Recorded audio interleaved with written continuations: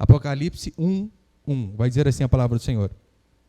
Revelação de Jesus Cristo. Só até aí, tá bom. Revelação de Jesus Cristo. Na última semana, eu comecei dizendo exatamente isto, que a palavra Apocalipse significa revelação. Revelação de quem?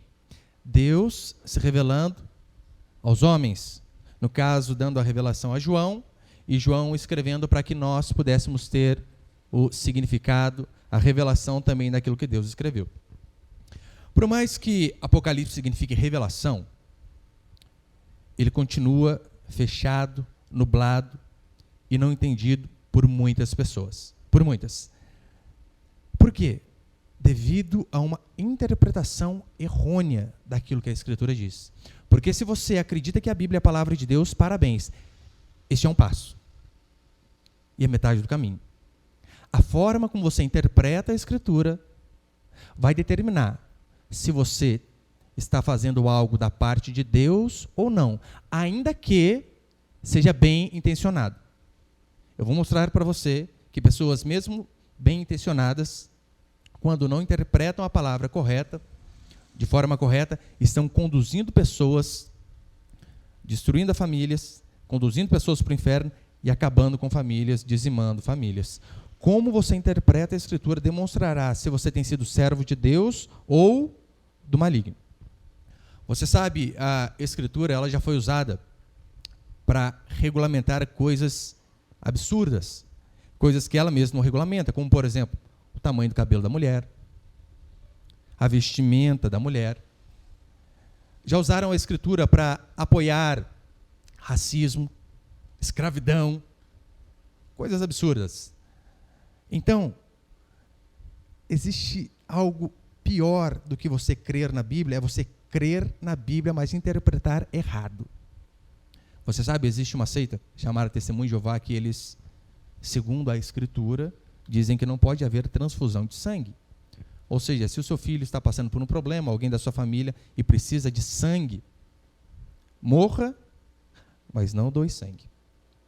A reforma protestante, ela foi, acima de tudo, uma reforma hermenêutica, uma reforma em como se interpretar a Escritura. Martinho Lutero não olhou para a Igreja Católica de sua época e disse assim, olha, isso aqui está uma bagunça, vamos ser revolucionários, vamos acabar com tudo e fazer algo novo. Não, não era esse espírito revolucionário que Martinho Lutero e os reformadores tiveram. Eles quiseram reformar, ou seja, manter os pilares essenciais e arrumar aquilo que estava errado. Essa é a diferença de reforma para revolução. A reforma protestante, portanto, foi, acima de tudo, uma reforma em como se deve interpretar corretamente a Bíblia. Ou seja, Lutero, e não só ele, né? Vários outros homens também, ele é o mais expoente, começaram a ver que a Igreja Católica estava se desviando na interpretação para longe daquilo que a Escritura dizia. Então, o que ele disse, ei, esperem, vocês estão indo para o caminho errado. Não é isso que a Escritura diz. Nós precisamos voltar para os trilhos, para então podermos caminharmos adiante. Lutero não chegou à doutrina da justificação pela fé apenas através de um estalo em sua mente. Ele começou a perceber coisas que estavam interpretadas de formas equivocadas, onde a Inquisição matava, onde pessoas vendiam tesouro, vendiam, melhor, terreno no céu. Olha, absurdo. Você pensa que é novidade, né? Edir Macedo lá arrancando o couro do povo. Ele já fazia isso, bem antes. Então, se eu e você aprendermos a, de fato, separar aquilo que é figurado daquilo que é real, pode ter certeza, já vamos ser livres de muitos erros. Crer na Bíblia, como eu disse, não é o bastante. Eu e você precisamos interpretar da forma correta. Hoje eu coloquei no grupo da nossa igreja, não sei se alguém já tinha visto no Fantástico também, o caso daquele pastor que Deus falou para ele ter um filho com a vizinha. Não sei se você viu o vídeo lá que eu coloquei, 2 minutinhos, rapidinho, né? Saiu até no Fantástico.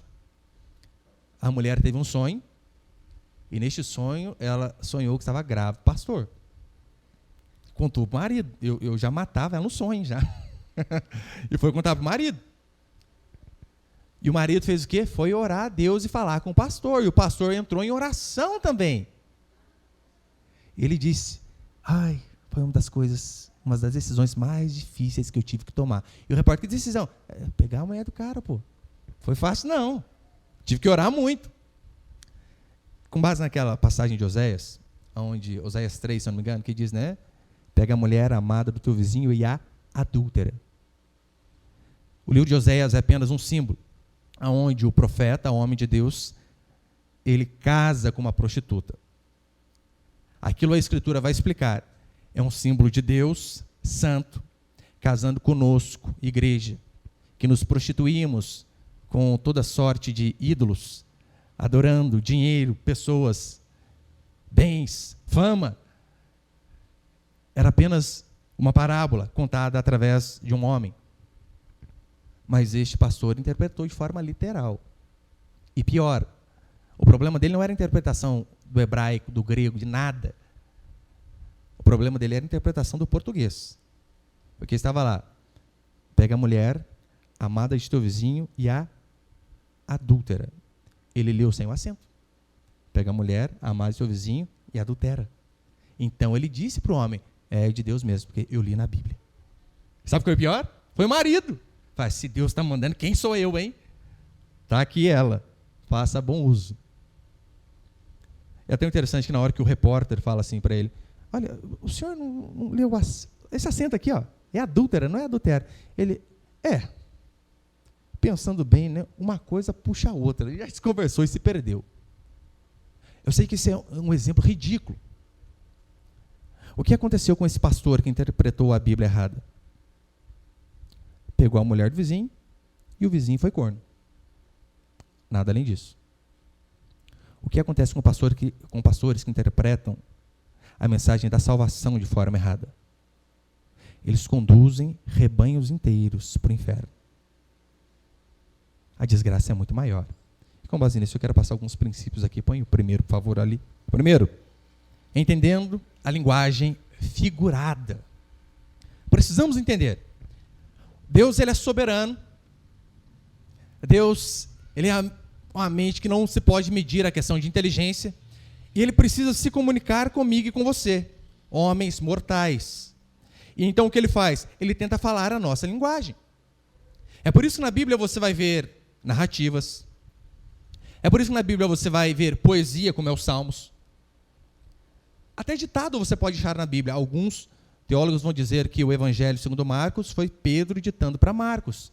Você vê Paulo em Romanos contratando um escrivão para que pudesse escrever a carta e Paulo falando para ele.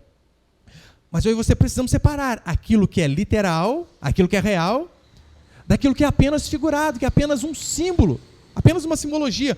Como, por exemplo, quando você vem e diz assim, nossa, pastor, cheguei morto do trabalho. Você não chegou morto, você é um zumbi, The Walking Dead, chegou morto? Não. É apenas uma forma de você falar, cheguei exausto, cansadíssimo. Quando nós usamos a expressão, olha, puxa, a vaca foi para o brejo. Não queremos dizer que uma vaca de fato atolou. O que queremos dizer é, cara, já era. Aquilo que a gente planejava fazer não deu certo mais. Então, separar o que é figurativo do que é literal vai fazer você eliminar muita heresia. Olha o exemplo da Igreja Católica. A Igreja Católica tem uma doutrina chamada transubstanciação. E essa doutrina consiste em dizer que, na hora da comunhão, quando eles rezam, oram a respeito da hóstia e distribuem ao povo, eles dizem que naquele momento da comunhão, aquela hóstia não é o símbolo do corpo de Jesus Cristo. É de fato corpo, literal. Essa é uma doutrina deles. E nós sabemos, não é literal. Você imagina, você morde, por isso não pode morder, eu acho, né? Imagina, mastigar Jesus não dá certo. Mas sabemos, não é literal. É apenas um símbolo. Foi isso que Paulo explicou. Quando ele diz lá em Coríntios, olha, toda vez que comerdes o pão e beberdes o cálice, fazei isso em memória de mim, é apenas para se lembrar. Eu não estou me materializando ali, no pão, na hóstia, ou seja lá no que for. O pão não é Jesus, é apenas um símbolo. Assim como, por exemplo, a aliança. Você acha que quando eu tiro a minha aliança, eu tirei o amor, sai do coração na hora. Não amo mais a minha esposa. E quando eu coloco, eu amo. Isso aqui é apenas um símbolo de um compromisso que eu tenho. A Bíblia, você vai ver muitas coisas, a linguagem, ela não é literal, é apenas figurada.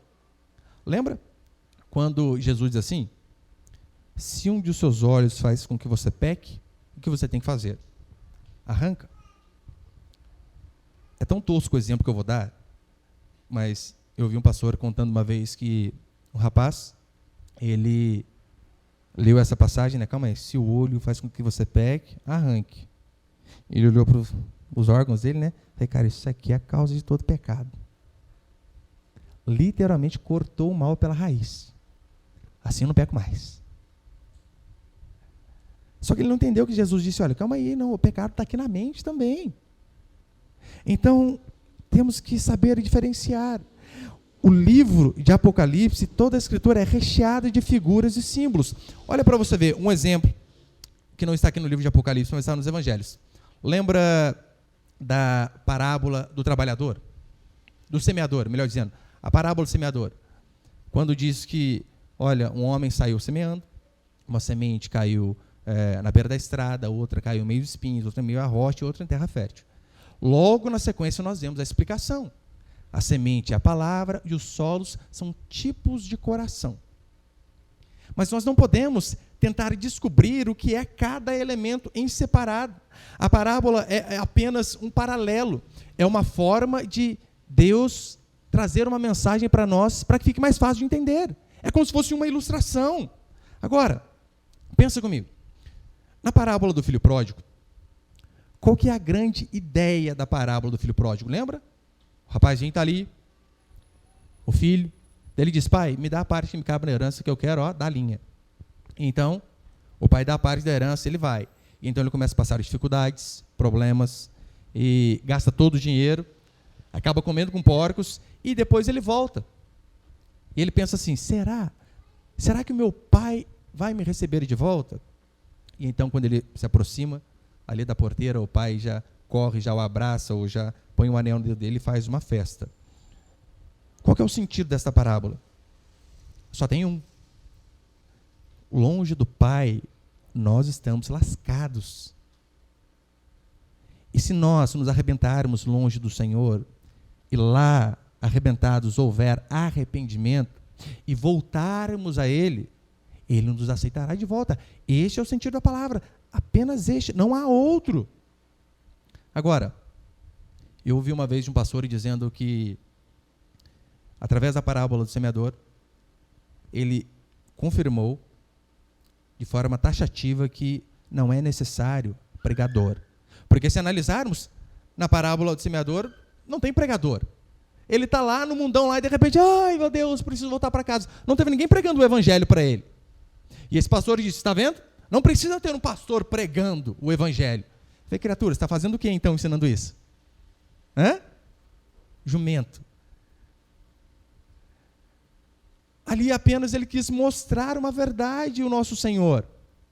Agora, olha o que Paulo vai dizer depois em Hebreus 10, 14. Como, pois, invocarão aquele em quem não creram? Como crerão naquele de quem nada ouviram? E como ouvirão se não há quem pregue?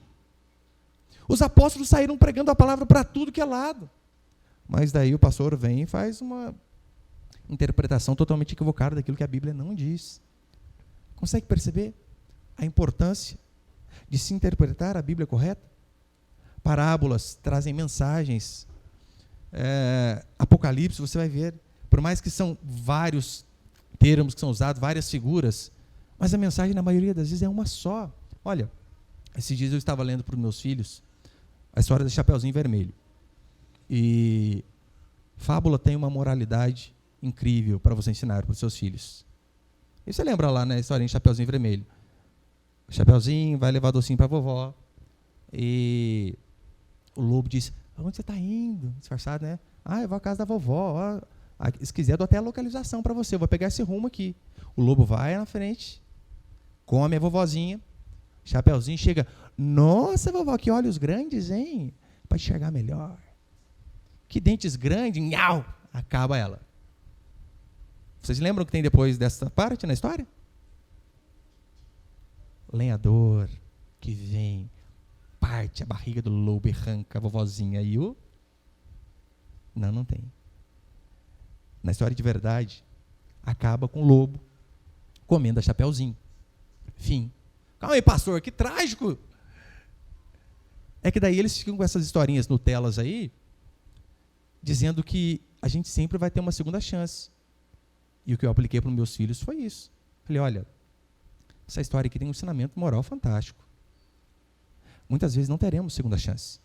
Se vocês não abrirem bem os olhos para as pessoas que tentam nos enganar, para situações difíceis, se vocês não ficarem atentos e não perceberem aonde está o erro, é bem provável que vocês não tenham segunda chance.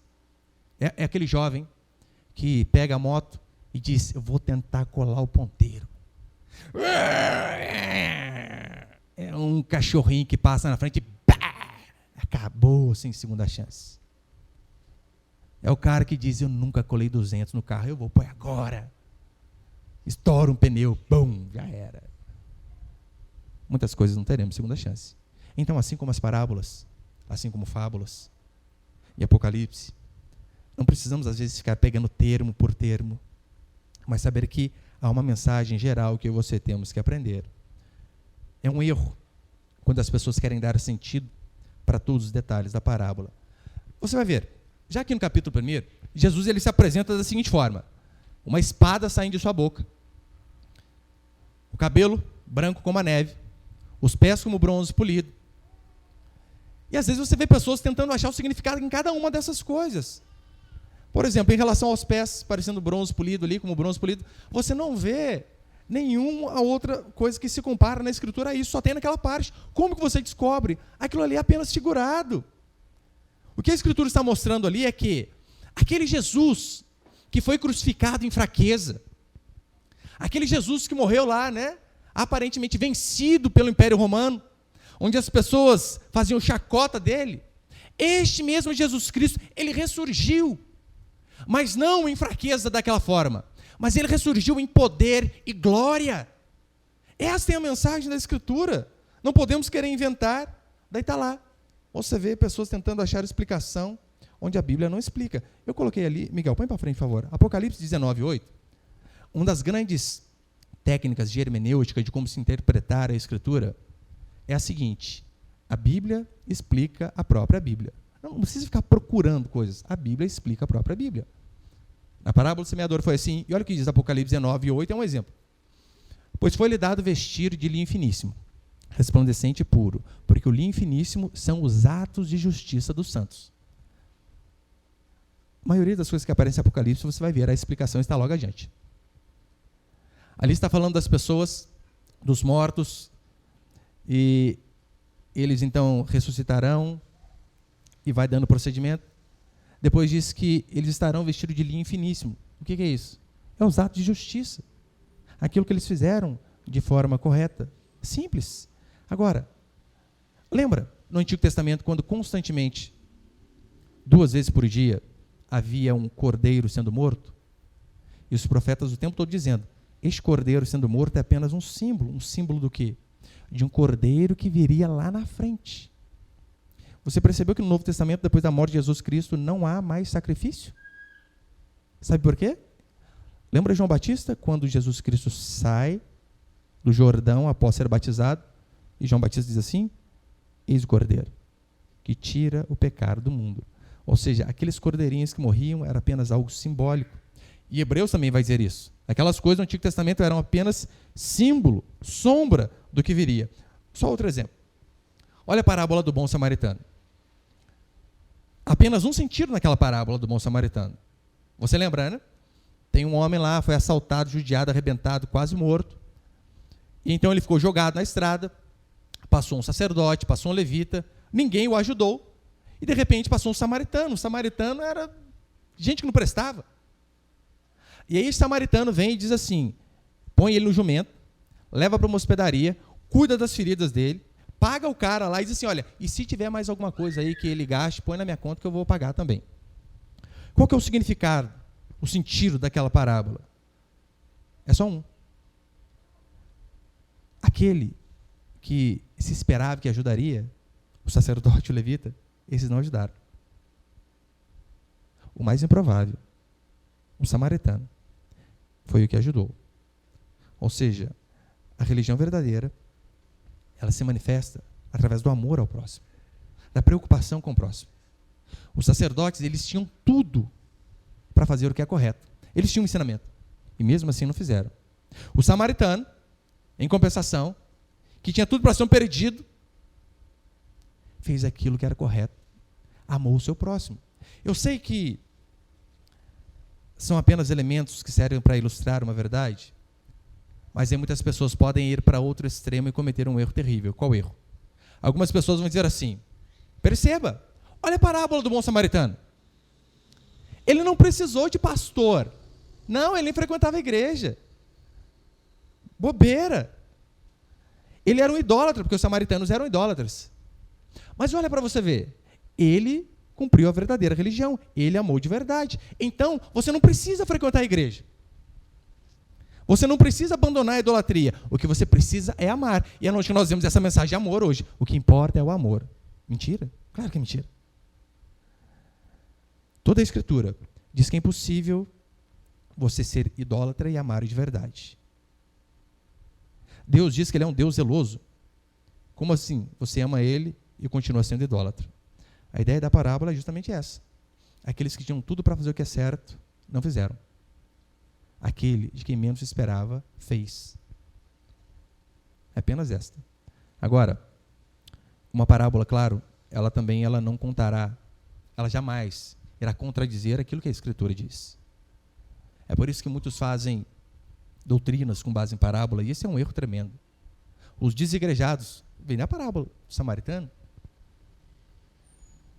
Não podemos fazer doutrina com base em parábolas, jamais. Tanto nas parábolas, como no livro de Apocalipse, que nós veremos, como em partes literais da Escritura, eu e você temos que atentarmos para que está na parte, mas para todo o contexto ao redor também.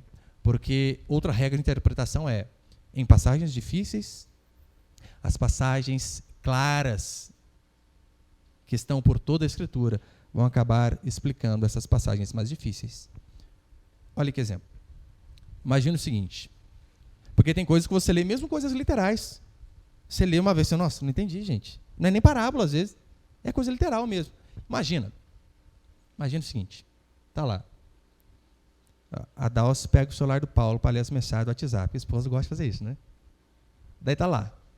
Daí a Dalce olha uma mensagem do Rafael. Não eu, né? O Rafael ali. Vou colocar o outro na ilustração. Colocar eu, é ruim, hein? A Dalce pega lá. Está lá o Rafael. Barbudinho. Daí está escrito assim, Paulo, o seu amor para comigo é maior que o amor de mulheres. Só esse WhatsApp, mais nada. O que cada um vai pensar? Sabia. Daqui a pouco ele sentava do outro lado da igreja, daí igual sentou perto da gente. Daqui a pouco está sentando, esticando o pé, encostando no meu marido. É fanta, gente. Se ela ler só esse versículo, você concorda comigo que a interpretação que dá é essa? Como assim? O seu amor para comigo é maior que o amor de mulheres? Este é o versículo a respeito de Davi e Jonatas. Davi diz assim para Jonatas, com essas palavras, Jonatas, o seu amor para comigo é maior que o amor de mulheres. E com base neste versículo apenas, existe uma igreja inclusiva, contemporânea, no Rio de Janeiro, onde o par de pastor são homens. E eles dizem que é com base na Escritura. Olha, o homossexualismo explícito aqui, Davi e Jonatas. Agora, analise o contexto. Davi não tinha problema com o homem. Muito pelo contrário, ele tinha um monte de mulher. E até de Urias, que não era dele, ele pegou. E toda a Escritura condena o homossexualismo. Paulo em Romanos, Levítico, não deitará homem com homem, e por aí vai. Então não podemos fazer doutrina com base em apenas uma passagem ou com base em apenas em parábolas. E o segundo, e último para encerrar, o segundo princípio. Apocalipse fala de agora, né, do tempo de agora. O contexto aqui do livro de Apocalipse era escrever, trazer revelação, para que o povo de Deus tivesse consolo, porque aquelas igrejas estavam sendo perseguidas na Ásia. Então, Deus se revela mostrando para que eles pudessem ver o final e então ser consolados. Agora, se fosse apenas em relação ao futuro distante, qual consolo aquele povo teria? Nenhum. Porque eles estavam passando dificuldade, sendo perseguidos naquele momento. Se Apocalipse fala só dos 45 minutos do segundo tempo, qual aplicação nós temos para nós hoje? Nenhuma. Mas lembrando, como eu disse na última semana, quando a expressão últimos dias é mencionada na Escritura, esses últimos dias se referem à vinda de Jesus Cristo, desde a vinda dele, até a sua volta. Ou seja, justamente este período aqui ao qual nós estamos vivendo. Então, nós estamos vivendo os últimos dias. É isso que o apóstolo João diz: filhinhos, já é a última hora. Ele não disse que vai chegar. O apóstolo João, há 2.000 anos atrás, afirma categoricamente: esta é a última hora. Ou seja, nós estamos vivendo já a prorrogação do segundo tempo. Agora, só para ficar bem mais didático, eu pelo menos, quando eu comecei a ler sobre isso aqui que eu vou mostrar para você, eu falei, nossa, nunca tinha percebido. Para que você possa, de fato, entender a divisão do livro de Apocalipse, você vai ver que a sua mente, a tendência é ela se abrir mais. O livro de Apocalipse ele está dividido em 7 sessões paralelas e progressivas.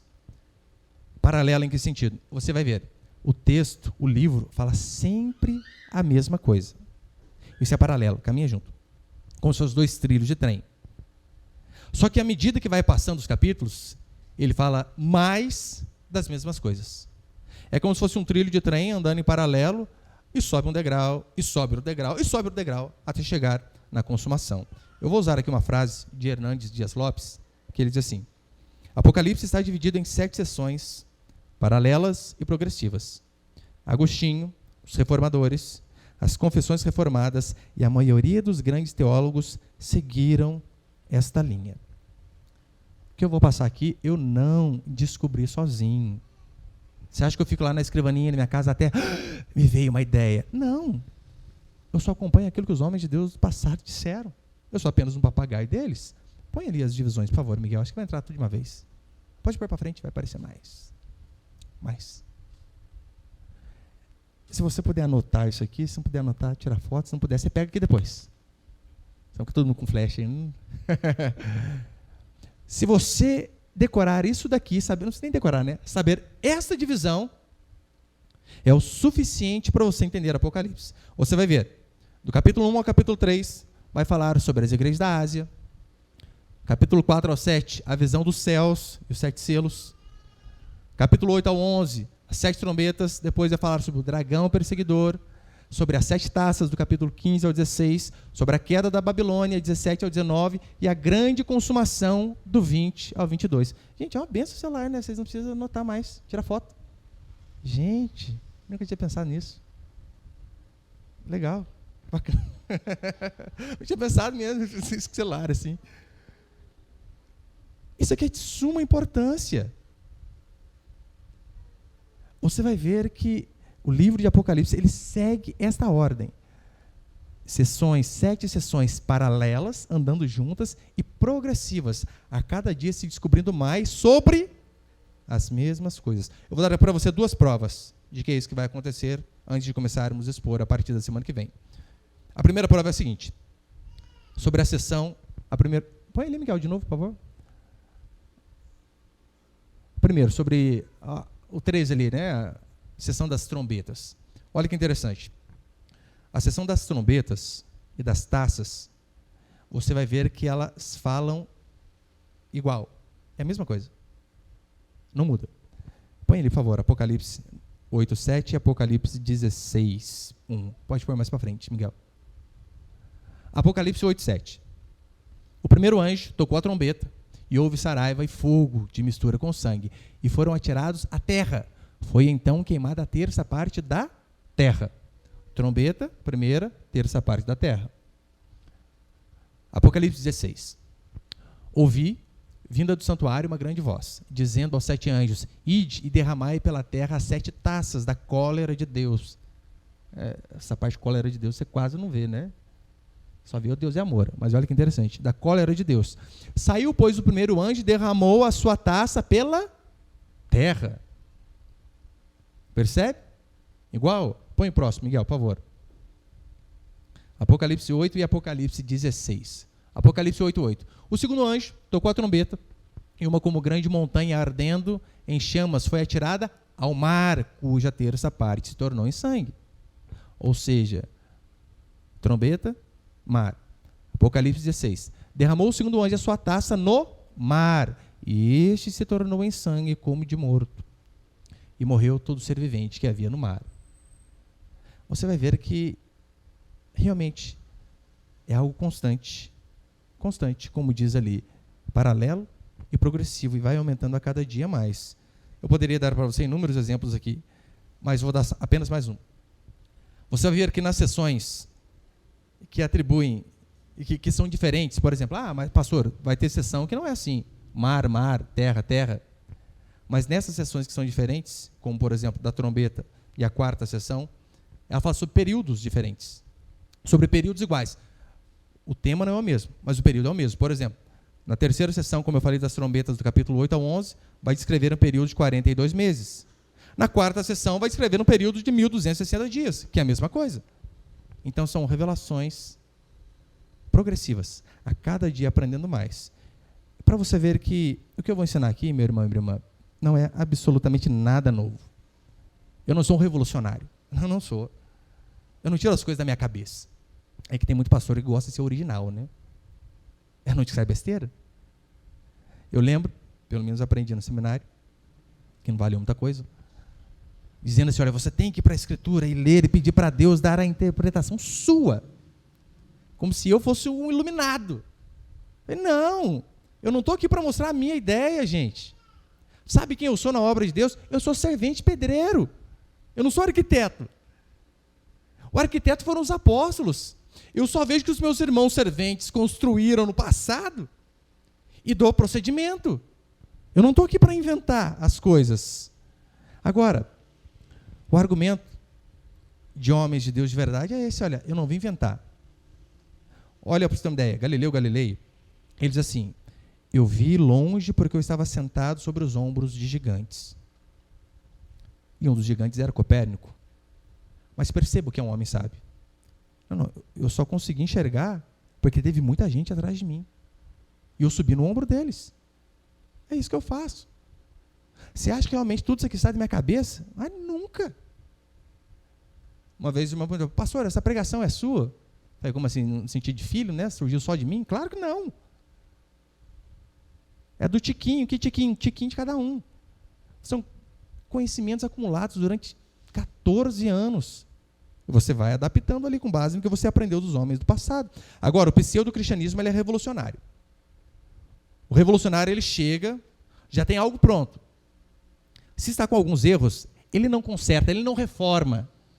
O que ele faz? Passa o trator nisso aqui tudo e vamos fazer novo. Esse é o espírito da revolução. Foi assim que fizeram a Revolução Francesa. Né? Acaba com tudo e vamos inventar algo novo. O pseudo-cristianismo ele é revolucionário. Ele joga tudo que os homens do passado fizeram e reconstroem com suas visagens e achismos. Visagem de propósito. Com aquilo que eles acham que é correto. Quer um exemplo? Dom de línguas do movimento pentecostal. Eu sei que tocar sobre esse assunto também são coisas que dá briga, né? Feminismo, pastorado feminino, LGBT, dom de línguas, meu irmão, xingo de tudo que é lado. Mas olha esse exemplo. Sabe quando surgiu o dom de línguas no movimento pentecostal? 1906, na Rua Azusa. Ali deu início o dom de línguas. 1900 anos para trás. Você não vê um exemplo deste ripa lá para trás, sirianda lá na praia. Não vê um. Mas então, em 1906, surge este movimento. E o que eles estão dizendo é o seguinte: 1900 anos errados. Nós somos detentores da verdade. Consegue perceber a presunção e a arrogância? É por isso que eu, quando alguém diz, pastor, o que você falou é errado, eu erro com um monte de gente junto, porque eu sigo esses homens, eu aprendo com eles. Alguns vivos, mas a maioria tudo morto, claro, através de livros. Para encerrar, 2 Timóteo diz assim, tem ali 2 Timóteo 1:2, São Miguel? Não tem? 2 Timóteo, capítulo 2, verso 1, vai dizer assim, Paulo ensinando o seu discípulo Timóteo. Paulo, pastor, ensinando um pastor mais novo. Tu, pois, filho meu, fortifica na graça que está em Cristo Jesus. E o que de minha parte ouvistes através de muitas testemunhas, isso mesmo transmite a homens fiéis e também idôneos para instruir a outros. Olha o que Paulo está dizendo. Timóteo, eu aprendi de homens do passado. Você está aprendendo de mim. E aquilo que você está aprendendo, você repassa. Transmite a homens fiéis. Eu não ligo. Eu não estou aqui para ser original. Não estou. Lembra no comercial antigo lá do Guaraná Antártica que dizia assim, né? Você tem que ser original. Não tem nada. Eu só tenho que transmitir para você o que a igreja ao longo de anos acreditou. E nesta série, o que eu vou fazer é apenas isso. Vou mostrar para você qual é o entendimento histórico da igreja a respeito do livro de Apocalipse. Amém, meus irmãos?